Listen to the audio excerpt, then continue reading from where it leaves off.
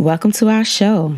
So we made it to the last month of the year and the last quarter, and we are entering into a brand new year and holiday season. And so I wanted to talk to you tonight a little bit about building boundaries and how important it is. Now,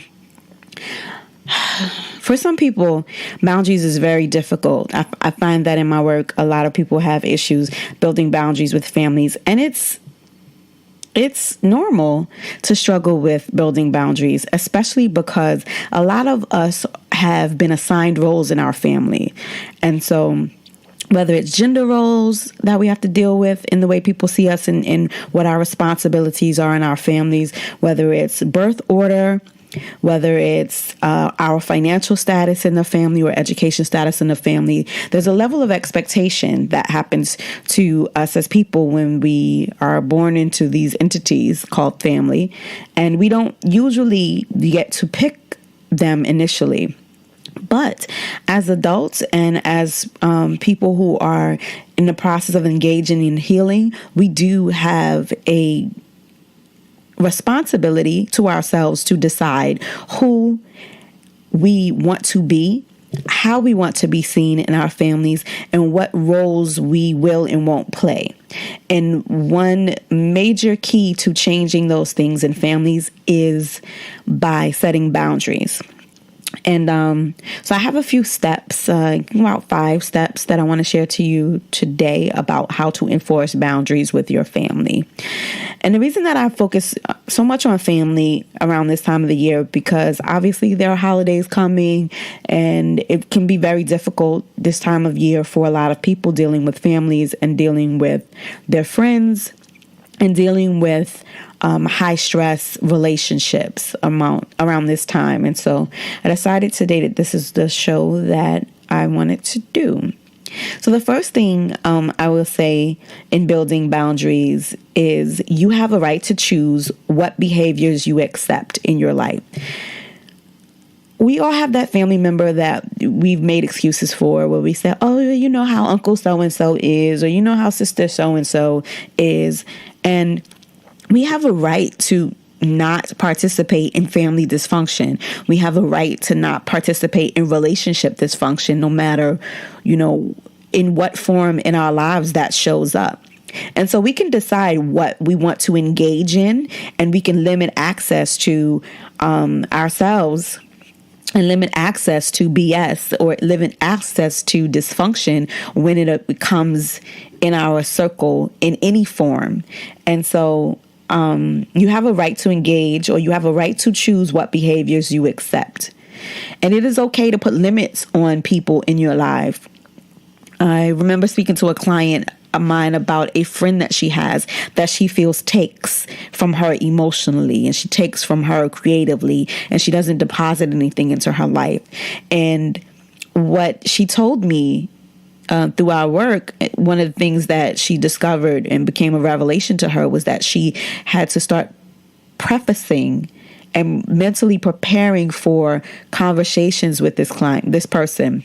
And she had to mentally start deciding how much of her time and how much of the conversation she was going to allow that person, and how much she was going to speak to that person on a weekly basis when there was a need or necessity. And I mean, I don't know if you have somebody in your life like that, but I know that I have had people in my life that I've literally had to limit exposure to. Not that I didn't love them, but because of the mental and emotional strain that it took on me once I engaged with them in the ways that they wanted me to, instead of engaging with them in a way that made me feel comfortable. So I had to limit exposure and engagement with some of those people. And for me, honestly, some of those people are still family members. But a lot of them are, not really friends, but people that I deal with. The second tip that I would say is to manage your expectations. Everybody comes to us with their own level of challenges, with their own positivity, with their own negativity, with their history, trauma, and things that they've learned to deal with skills they've acquired over the years to deal with life as it comes. And so because of that, there are a lot of people that we deal with who have limitations. And while, as I just said, you don't have to put up with everything that is presented in front of you, you also have to manage your expectations and what behaviors you expect from someone. So I think I may have covered this before with my dad. My dad was challenged with a lot of behaviors. He would say he was going to come and get me and then didn't show up. So I knew that he was very inconsistent. So when it came to him being a granddad with my son, I would have to limit the access that he had to my son when it came to him telling my son he was going to do something and breaking promises. I remember that heartbreak that I had as a child when he wouldn't show up, when he said that he would. And I really didn't want that to be revisited onto my son. So I would make sure that he didn't do those things. But it also wasn't fair for me to expect him to do things that I knew he had a track record of not doing, right? We all heard hurt people. We've all heard, when somebody tells you who they are the first time, you believe them. So for me, what I had to do was just kind of manage my expectations on who I thought, on what I knew for a fact he was capable of doing, and not judging him on who I wished he was by taking him at face value. So what we have to learn to do is see people for who they are, love them for who they are, take them as they are, and not expect them to do or be something that they aren't. Because what ends up happening is that we break our own heart every single time that we do that. And so that's the second thing. The third thing is define the content of your relationships. And these are not in any particular order. For me, I had to, process of improving the relationships that I had to decide what I wanted from the people that I have in my life, and what I was willing to give up to have the relationships that I have in my life, and what my requirements were. I think that we all walk into a situation with a level of expectation, whether we just want somebody to respect us, whether we want somebody to value us, whether we want somebody to reciprocate our attention, whether we want somebody to do something specific for us. We need to know exactly what we're looking for in the relationship, define it very specifically, or allow the other person to define it specifically, so you know the parameters of what each of you expect in the level of engagement that you guys participate with. For example, I have a client that I was discussing. She was having a challenging relationship with her sister. And she was saying, I don't know how to connect with her, and I don't know how to engage with her. And I was like, ask, right? Maybe sisterhood for her, or maybe feeling validated as in your sisterhood means that you guys go out to dinner once a month, or you guys hang out once a week, or you go get your nails done, or you guys speak to each other twice a week. Like whatever that thing is that you guys decided is the thing that you guys are going to do to strengthen your sisterhood is what you should be engaging in. But each one of you guys should have a conversation surrounding what that looks like. And for some of you guys, that conversation may not be just joyous things. They also may be limitations, right? Around finances, and around access, and around phone calls, and around money and household things, and when they will come by, and those kinds of things. Like, there's a big rule in my family. And I don't know, it's kind of like an unwritten rule where we don't give out anybody's phone numbers. So if somebody wants somebody else's phone numbers, I don't give it out. I call the person and I say, hey, you know what? So-and-so called. They're looking for you. You should give them a call. Or I'll tell the family member, listen, I can't give you so-and-so's phone number, but if you like, I will give her yours, or him yours, or whatever. And I don't know when that became or why that became a thing in my family, but it just is. And I roll with it. And I'm actually okay with it. So, just kind of knowing what the limitations are to those relationships. The fourth thing is which I covered or touched a little bit on, is you have a right to choose your role in the family. So you don't have to always be the peacemaker. You don't have to always be the responsible one. You don't have to always be the reliable one. You don't have to always be the one that everybody comes to for advice and for money and for whatever, because at some point, when we take on these roles that are assigned to us that we are uncomfortable being in, what happens is that we burn out and we feel used and we feel unappreciated and we feel undervalued and we don't feel like we're getting what we want from the relationship, because there's always this added pressure and responsibility to do and be and give in a way that we don't want to. And there are some times when you're the one that everybody comes to tell their problems to. You don't feel like it's reciprocated. You don't feel like you have somebody to go to when you have that situation. So you can put your happiness first, and you can define who you are in your relationship rather than allowing other people to give that to you. And what I will say about roles is, especially when you're enforcing boundaries surrounding roles, is that people get very comfortable with you being who it benefits them for you to be. And I'm going to say that again. People get very comfortable with you being who they benefit from you being. And so takers take, and users use, and givers give, and usually takers always finds a giver.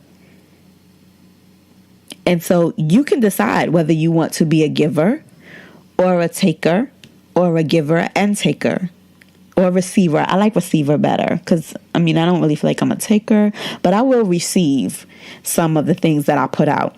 And so you can decide whether you want to be a giver or a receiver. And you also should be aware of the takers if you are a giver, because that's really, truly a thing. Okay? I don't know what the last one is. And the last tip that I would give is very, very simple. It is to accept what is. We're going to all have those family members who are challenged, who have mental illness, who have physical illness, who are suffering from trauma, drug abuse, dysfunction, and you are going to kill yourself and you're going to die of disappointment if you continue to hope that they are different from who they are. And you can love them just as they are. And you can enjoy them through the holiday season as best you can. And you can express your feelings for them. And you can also acknowledge that their life is in their hands and they have free will to do with it as they please.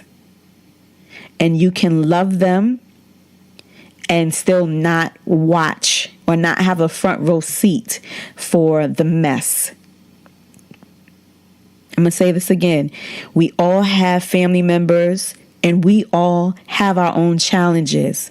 And there comes a time when you have to love people for exactly who they are, exactly what they present, and exactly what their limitations are, and not expect them to do something that they cannot do. And so, one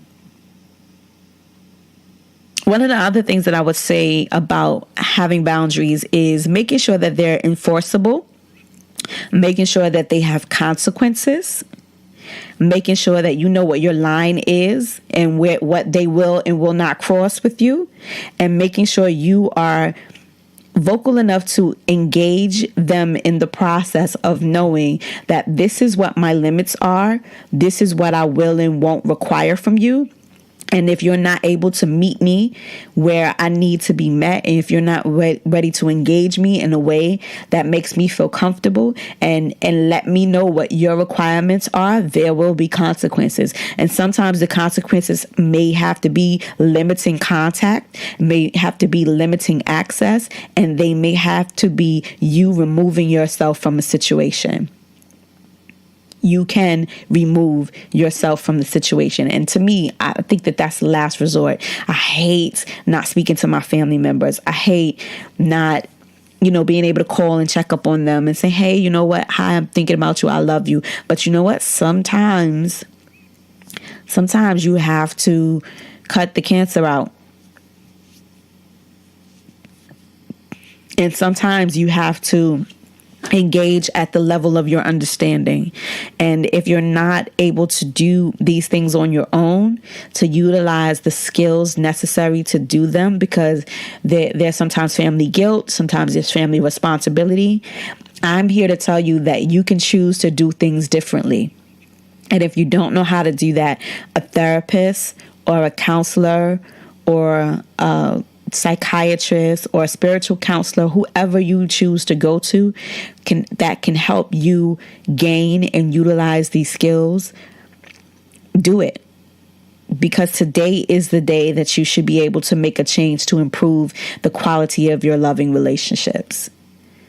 There's no time like the present. Okay, so this has been another episode of Black Therapist Podcast, and I hope that you've enjoyed it. Be well. And I didn't take her side. I took my mother's side. And so in the conversation that I had with him yesterday, it kind of helped me rethink, well, I've kind of been mad at her all these years for something that she and I really didn't have any interactions with. I should probably let that go. And so I actually said a prayer. I mean, she passed away, but I actually said a prayer because I've said some really mean things about her to other family members over the years. It's not funny, but it really started me to think about taking more of an active role in why I have the negative feelings that I have about certain family members. And if it's at all possible that I can look at them through a lens of empathy, because usually hurt people. And so if there's somebody in your life or somebody in your circle or somebody in your family who has done something that has negatively impacted you,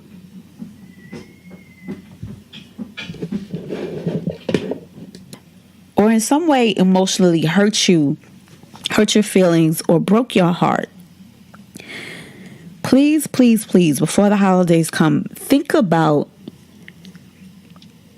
how a hurt that they may have gone through could have contributed to them doing what it is that they did to you. And if you can, without discussion, let it go. Just release it to the sky. Set some boundaries. Have a little, come to Jesus meeting with yourself and think about how it is and what is required of you for you guys to move forward in the relationship. Make sure if you're making boundaries, your boundaries have consequences. And if they cross the line of those boundaries, you decide and enforce how you will no longer tolerate certain behaviors in your lives. Now, I'm not saying forgive somebody that did something to you that, was extreme.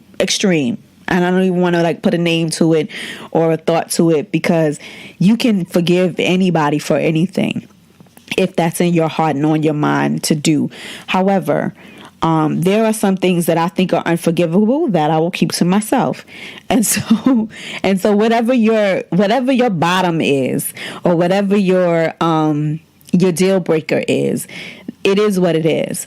But just make sure that you're able to kind of articulate those things to that person and let them know, listen, I can't mess with you because of XYZ, but I'm happy you're here, or I'm glad that you're okay. You don't got to do it over the dinner table, but just kind of let them know, where you stand. But if there is room in the situation for you to be introspective and for you to think about how you may have contributed to the situation, do that. If there's room for you to think about what that person might have possibly done or been going through, or the hurt that may have impacted whatever decision it is that they made that impacted you in a negative way, forgive them, pray about it if you have to, talk about it if you have to, and let it go.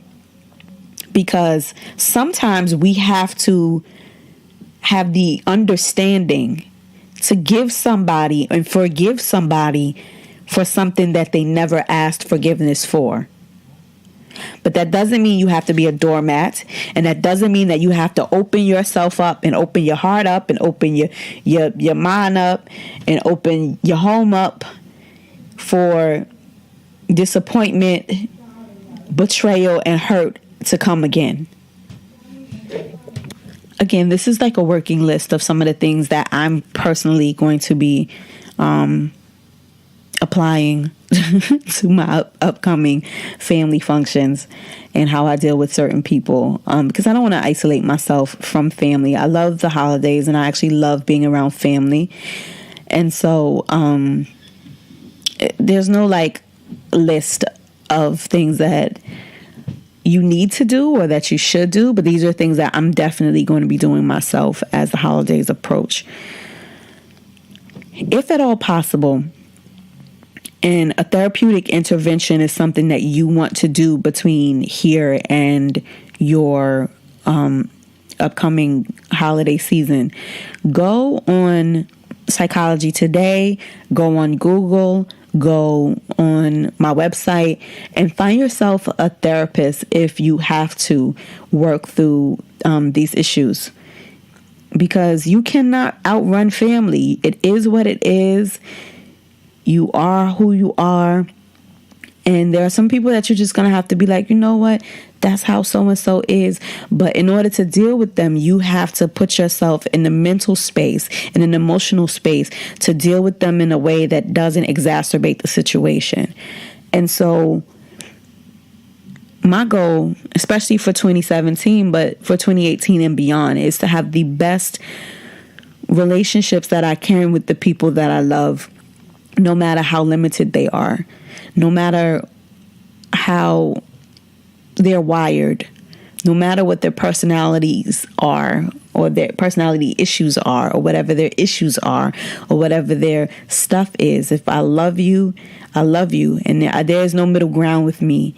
And so it takes a while for me to open up my heart, but family is something that I do hold sacred. And so for the people that are listening who don't have family, a family is who you choose. Sometimes we don't have the benefit of having great relationships with the family that we were born into, but you can also try to focus on mastering the relationships that you have with the people you invite into your family circle. And so for this Thanksgiving, I'm actually going to be spending time with one of my girlfriends that I've had for a number of years and her family. And I'm really looking forward to spending that time with them because I like watching their family dynamics and actually not having to be involved in it. And we these issues that, or the things that I've suggested today are things that she and I have been talking about leading up to her family holiday, but also there are things that we've been discussing in terms of like me dealing with my family. And so I hope that this show hits whoever needs it. And I hope that this is helpful for those who are struggling with their relationships with their families. But if you are having those kinds of struggles, a professional can definitely help you sort some of those things out. And I'll tell you right now, as somebody who had the blessing of reconciling with my dad before he left this earth, thank God. And I'm in the process of healing some of my other relationships that are fractured in my life. And even if it's open a crack, even if it's just a slither of light coming through, if you have the proper tools, and if the other person has the desire to have a relationship with you, little strides mean a lot. And so this has been another episode of Black Therapist Podcast. And you can subscribe or like or share or whatever. Catch us up on our social media and be well.